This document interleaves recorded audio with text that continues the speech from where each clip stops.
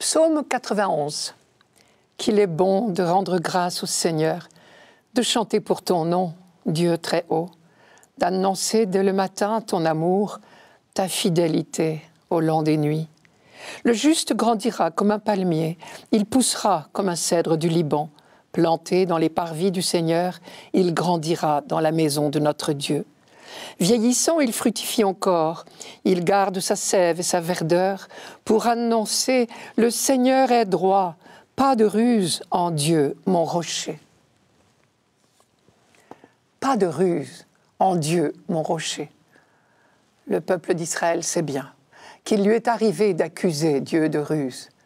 Dans le désert du Sinaï, par exemple, un jour de grande soif, quand la déshydratation menaçait bêtes et gens, on avait accusé Moïse et Dieu. Ils nous ont fait sortir d'Égypte en nous faisant miroiter la liberté. Mais en réalité, c'était pour nous perdre ici.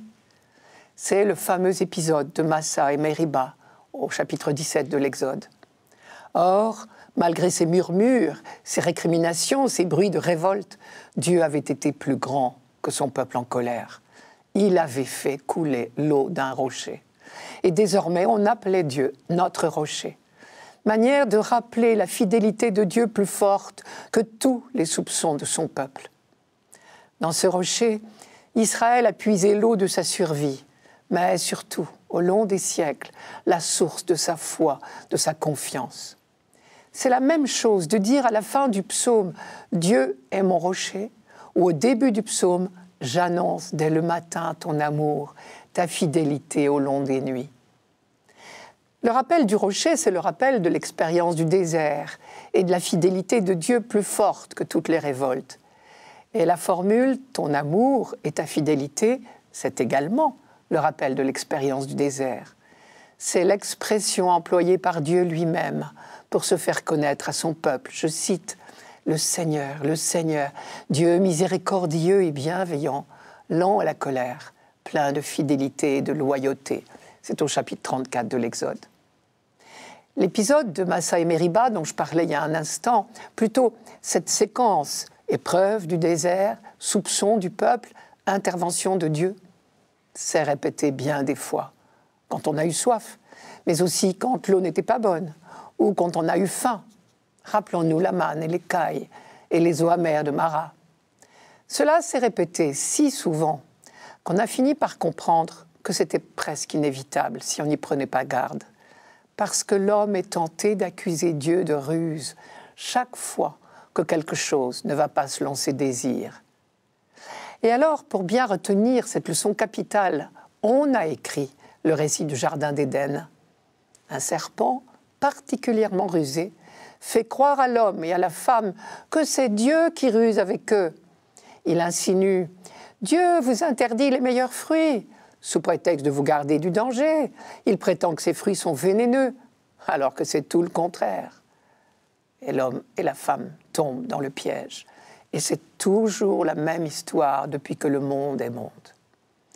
Comment se prémunir une fois pour toutes contre ce danger ? Ce psaume nous dit le moyen de nous protéger.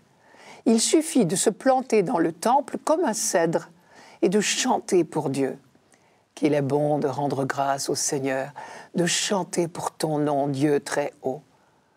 On devrait traduire « Il est bon pour nous de rendre grâce au Seigneur. Il est bon pour nous de chanter pour ton nom, Dieu très haut. » Car en fait, le peuple d'Israël ne nous a pas attendus pour comprendre que notre chant pour Dieu, c'est à nous qu'il fait du bien. Saint Augustin dira « Tout ce que l'homme fait pour Dieu profite à l'homme et non à Dieu. » Chanter pour Dieu résolument, ouvrir les yeux sur son amour et sa fidélité dès le matin et au long des nuits, c'est se protéger des ruses du serpent. Pour le dire, le psalmiste emploie l'expression « qu'il est bon ». C'est le même mot « bon », tov en hébreu, qui est employé pour dire « bon à manger », goûtu j'ai envie de dire. Le psaume dira un peu plus loin, dans un verset qui n'est pas lu ce dimanche, « L'homme borné ne le sait pas, l'insensé ne peut pas le comprendre. Mais le croyant, lui, le sait. Oui, il est bon pour nous de chanter l'amour de Dieu et sa fidélité. parce que c'est la vérité, et que seule cette confiance invincible dans l'amour de Dieu, dans son dessein bienveillant, peut illuminer notre vie en toutes circonstances, alors que la méfiance, le soupçon, faussent complètement notre regard. Soupçonner Dieu de ruse, c'est le piège dans lequel il ne faut pas tomber, un piège mortel. Celui qui se protège ainsi est, dit notre psaume, comme un arbre qui garde sa sève et sa verdeur. En Terre Sainte, c'est une image très suggestive.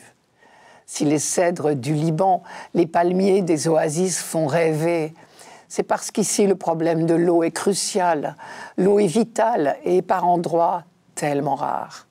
On attend avec impatience la moindre pluie de printemps qui fait reverdir les paysages en Israël, tous ces paysages désertiques tout près de Jérusalem. Pour le croyant, l'eau vivifiante, c'est la présence de son Dieu. Si bien que quand Jésus, plus tard, parlera d'eau vive, il ne fera que reprendre une image déjà bien connue. Il est bon pour nous de prendre conscience et de chanter que Dieu est amour, mais il est bon aussi pour les autres que nous le leur disions. Et c'est ce que veut dire la répétition du mot « annoncer » au début et à la fin du psaume. On a ici une inclusion. Au début, qu'il est bon de rendre grâce au Seigneur, de chanter pour ton nom, Dieu très haut, d'annoncer dès le matin ton amour. Et à la fin du psaume, le juste est comme un cèdre du Liban.